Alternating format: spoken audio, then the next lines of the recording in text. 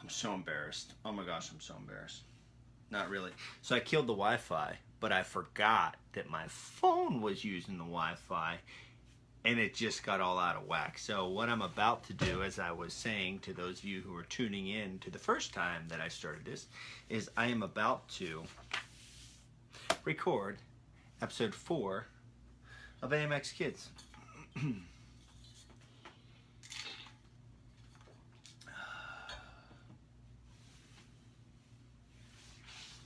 Oh man, I created such a mess here.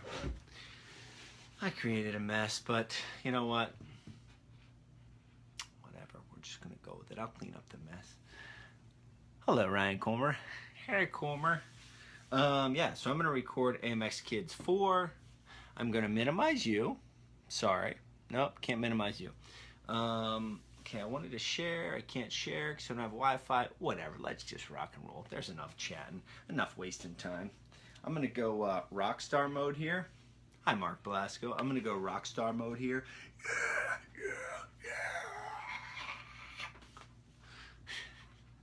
Because this little thing ain't worth a darn. Yeah, so if you have kids, how about this? I don't need this. How about this?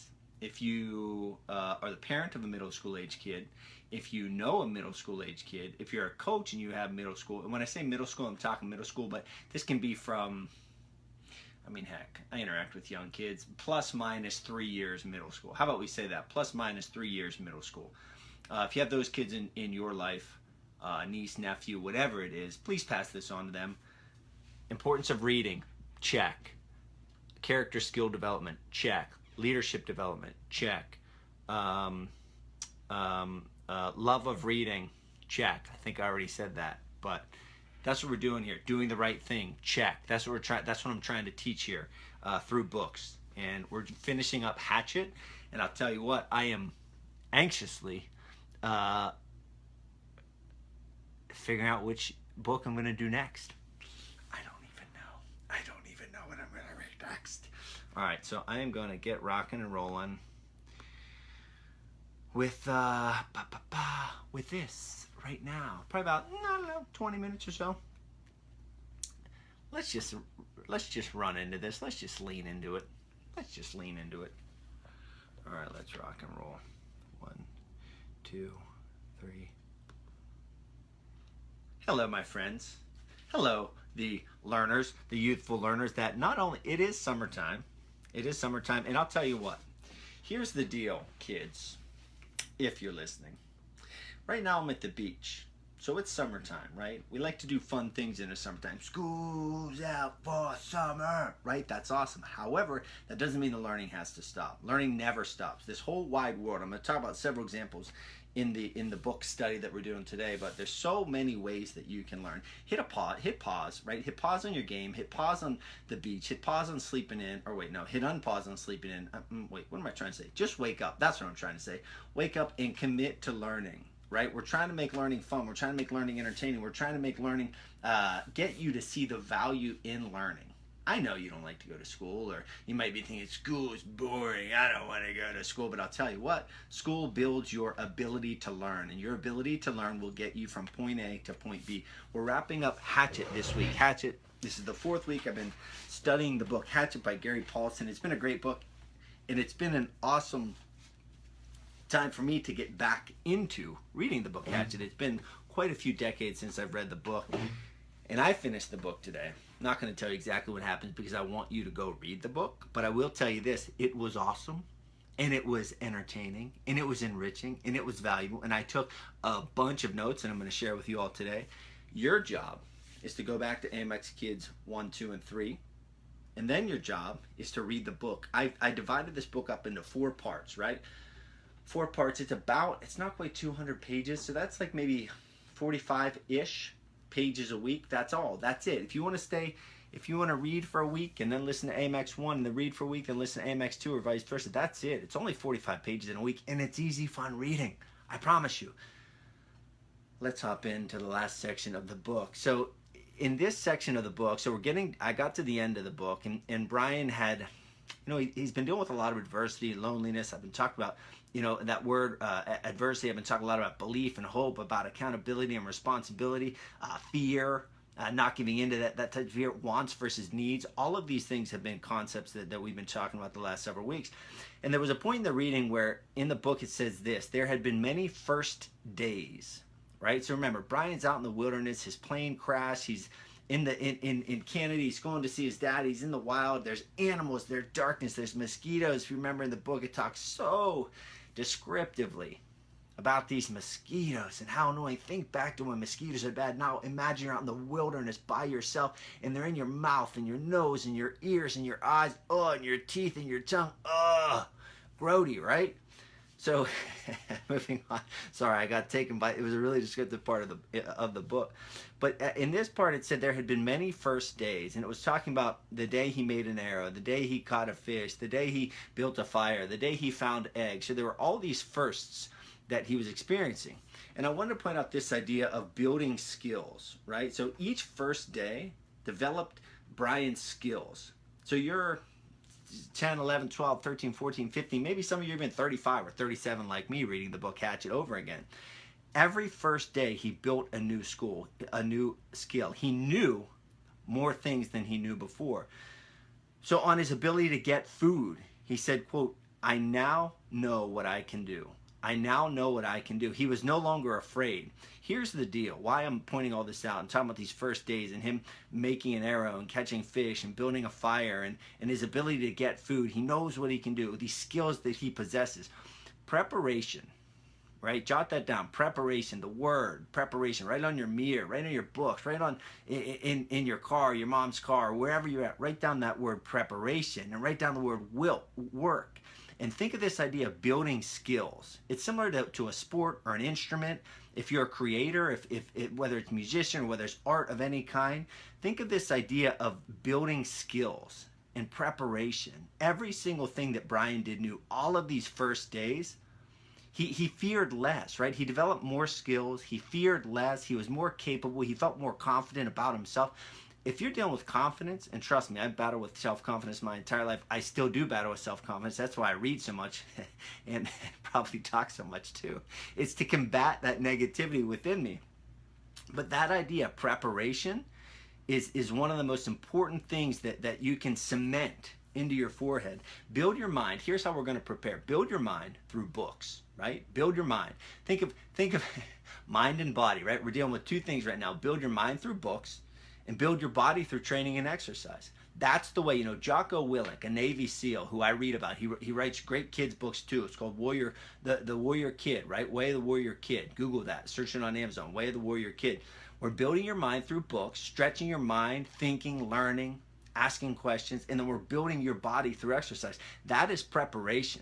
The more well-equipped you are mentally and physically, the more well-prepared, again, this idea of preparation, the more well-prepared you'll be able to deal with the things that come your way. And I thought it was neat. Brian, in the book, he goes into depth, and this is a little bit off target, but I want to point out this idea and show you how easy it is to use the resources at hand, how easy it is to do a little bit of research. Look, when I was growing up, I'm 37. When I got to college, imagine this. Imagine a world without email.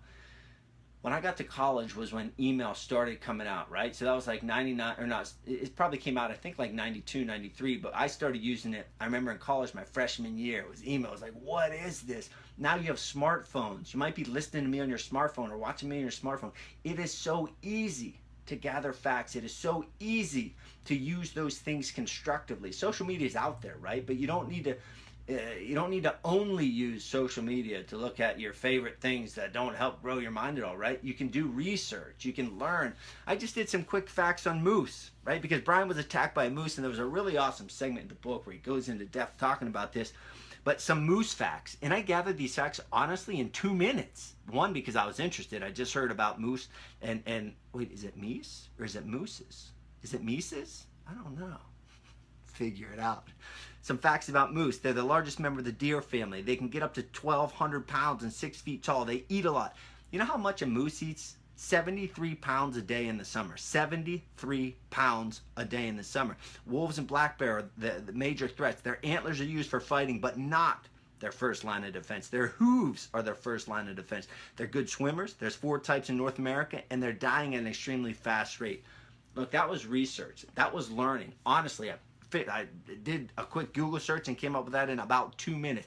It is out there for you. By committing yourself to being a lifelong learner, by not looking at learning as the enemy, by accepting with open arms this idea of learning, using the tools and resources at your hands, podcasts and books and interviews and YouTube, right? All of these resources are at your hands. Use them, folks. One of the next experiences that Brian had out in the wilderness, in the forest, was a tornado. And he was talking about the chaos of it, how loud it was, and the wind and the debauchery and the noise. And I wanted to point this out several times throughout this book. If you're reading along in this book, you're going to notice several times where Brian says, I heard something about this on television, or I read something about this in a magazine, or read it in a book. You know, Brian, he didn't quite know what it was. There was this approaching doom, right? This approaching noise and chaos coming his way. And he said he didn't quite know what it was, but it said, quote, something he had seen on television. As I was saying before, the ability to learn is all around you. It is absolutely all around you. Whatever you want to do, whatever thing it is that you're dreaming about, or you have a mission, or you want to accomplish X, Y, or Z, it is out there. You know, Brian uses it. He references several times this idea of TV and magazines. Use those things. They're at your disposal. And touching on this idea of the tornado, it totally destroyed everything he had built up. You know, he had this shelter, he had this little pond where he was catching some fish, and he had a source of food, and everything was going well. And this tornado hits him, and he was back to square one. And I want to point this out, dealing with this idea of adversity. You know, adversity is something that adversity, just think of a tough or challenging situation. That's adversity. Life is full of adversity. This entire book, right, is full of adversity and the challenges that Brian is going through. So after the tornado, he was back at square one. In the book, it said, quote, a flip of some great coin, and he was the loser. A flip of some great coin, and he was the loser. How many times have you felt like some big coin was flipped and you were the loser? If you're in sports, if you strive to excel academically, musically, artistically, if you have any niche in which you're involved, you certainly have felt that loss. And even if you don't, let's say you're going through your life, you're going through your everyday, and you just think, man, there's a ginormous coin up there that just keeps flipping, and I keep losing every single day. It's important to remember this. So there was a documentary that I watched. I may have talked about it before, but it was called Made to be Broken. And it talks about a guy running from north to the south of the Appalachian Trail in record time. And one of the greatest quotes that I took from that movie was this. He said, the beauty of it is that it's never always uphill. The beauty of it is that it is never always uphill. So no matter what you're dealing with, no matter what coin has been flipping and you've been coming out the loser, no matter what it is, the sole purpose, the sole job you have, again, write this down, hit pause, say it 10 times. Your sole job is to just keep going. That's it. You just put one foot in front of the other. So let's talk a little bit about belief. How do you acquire belief? Maybe you don't believe in yourself. Maybe you're sitting there thinking, well, I read this book and, you know, I hear what you're saying, but I just don't believe in myself. Here's the deal. Brian developed this belief in himself. You know, those skills that I was talking about, those first days that I was talking about. Brian developed those skills as a result of experience and work. He was put in a situation that hopefully, you know, you and I will never have to deal with such dire situations. But if we do, we can take his lead. Brian developed his belief as a result of work and experience. He was down but not out. He changed. In the book, it talks about him many times. He'll say something to the effect of, but I'm different now, or that was the old me, or that happened before. He was a much tougher human being. Toughness. If I would say, who's the toughest kid in your school, right? What's that going to conjure up? What thoughts are you going to think in your head? But here's the deal. Tough is not just an idea. You know, tough is not just something you're born with. Toughness is something you can develop. Toughness is something that I've spent my life developing in myself, and it's what I'm going to spend my life developing in other people. Remember when I was talking about building your mind through books and building your body through training and exercise? That's toughness. That's mental and physical toughness. And you don't get there by just snapping your fingers or hoping or wishing. You get there through experience and hard work. Just like Brian got there through experience and hard work. He said, quote, "I'm tough where it counts, tough in the head. I'm tough where it counts, tough in the head." So we're talking mental toughness. And I did a quick Google search again. It's so easy to do research. Mental toughness is essentially your ability to cope with difficult situations and adversity. Brian developed his mental toughness. Remember, he was just the average boy, living the average life, 13-year-old. Life is what it is. Dealt with some adversity, got on a plane, dealt with more adversity. And because of the situation he was in, he had to develop this toughness. So if you're sitting there thinking, well, I'm not mentally tough, I don't have it, I just don't have it. Well, neither did Brian, neither did I, neither did many people. But through experience and hard work, by just keeping going, remember, that's your only obligation, is to just keep going, you can develop that mental toughness. You can develop your skills. You absolutely cannot fast track it. It's something you have to earn. So in this book, there's so many different examples of adversity, whether it's the big adversity of his parents getting a divorce, or whether it's the plane going down, whether it's being cold, whether it's those mosquitoes that I talked about, whether it's his run-in with the moose in a tornado, whether it's going hungry, whether it's not being able to create fire. So many opportunities. So many opportunities that presented challenges, so many adversities that were there. And there was an all-encompassing theme in the book. And I thought this was really pertinent. And we're wrapping this book up. And I think it's a great kind of, starting to send off this book, starting to end this section of AMXkids talking about Hatchet. There was an all-encompassing theme that said this, quote, "To have any chance of success, he would have to be strong when he started." So he was talking about, it was another mini project in the book that Brian had to overcome and Brian had to accomplish. And it said to have any chance of success, he would have to be strong when he started. So we're talking food, we're talking rest, we're talking exercise. My hope for you is that you can develop that strength within yourself. Well, how do you develop that strength? You develop that strength by taking in the proper food. You develop that strength by getting the proper amount of rest. And you develop that strength by getting the right amount of exercise. You develop that strength by reading the right books. You develop that strength by surrounding yourself with the best possible people you can and getting negativity out of your life. That, my friends, is how you get strong. And in the book, it says nothing is easy.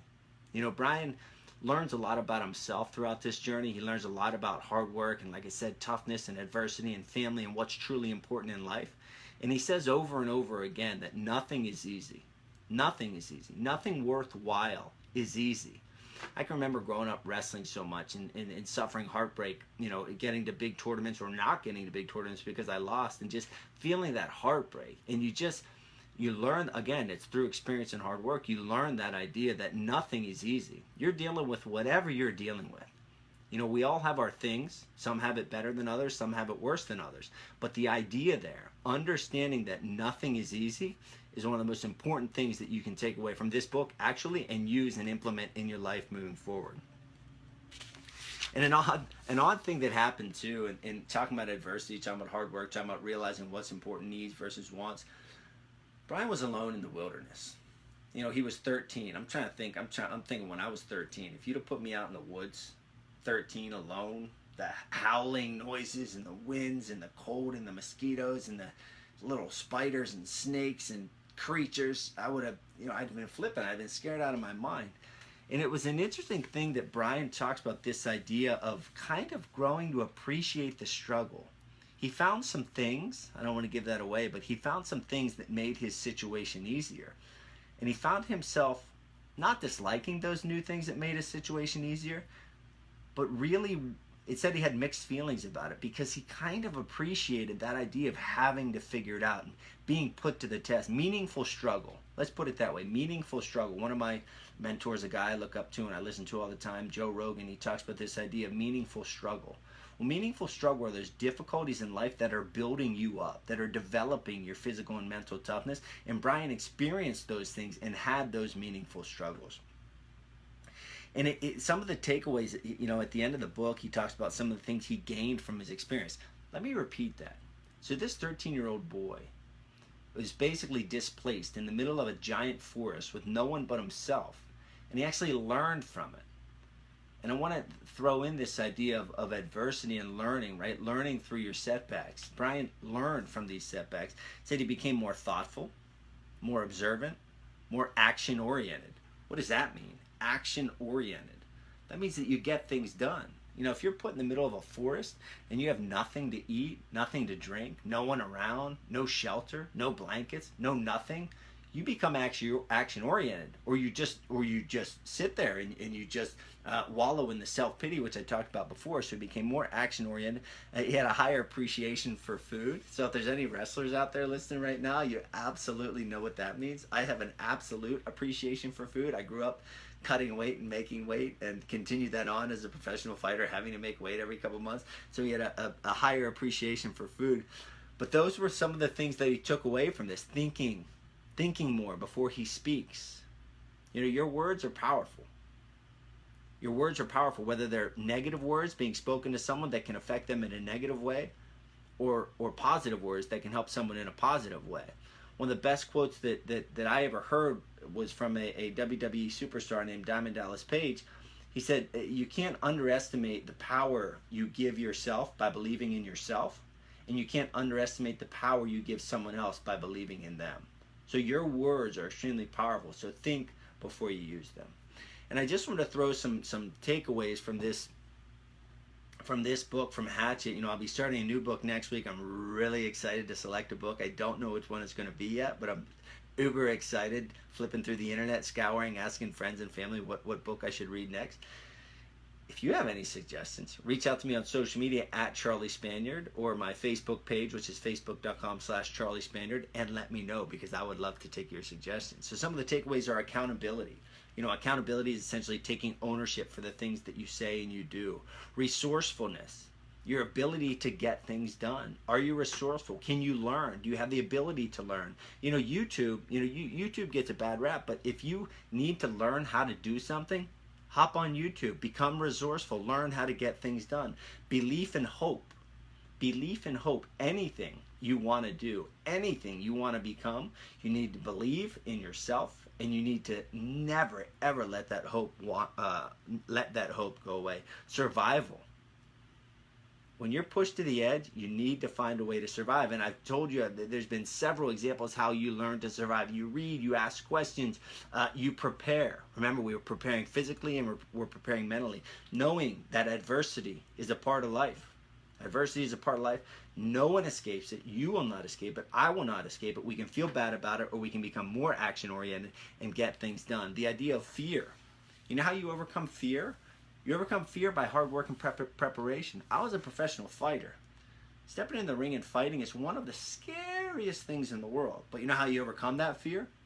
By preparing to the best of your ability and being able to look at your opponent in your mind and say, I trained harder than you.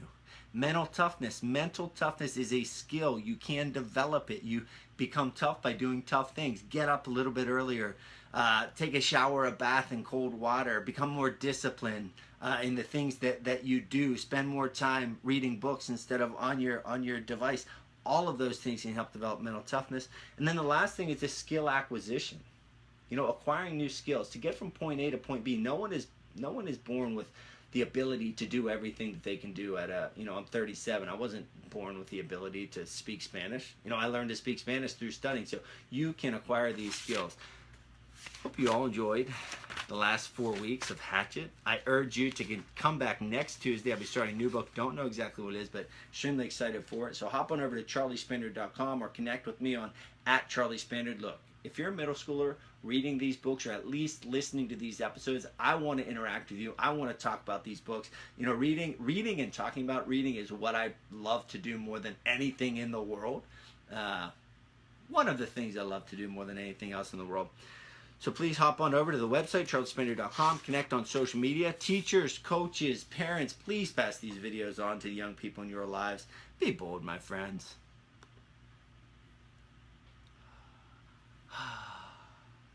There you have it, folks.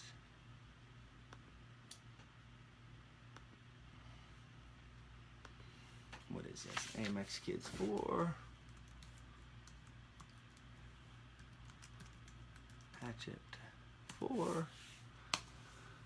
Okay, so next week we're going to be starting a new book. I don't even know what I'm going to start. There's probably 3, 4, 5 books. The Alchemist might be one of those books. I read it a long time ago, but haven't read it for a while, and I never AMX'd it. So that is a book I might like to read. And yeah,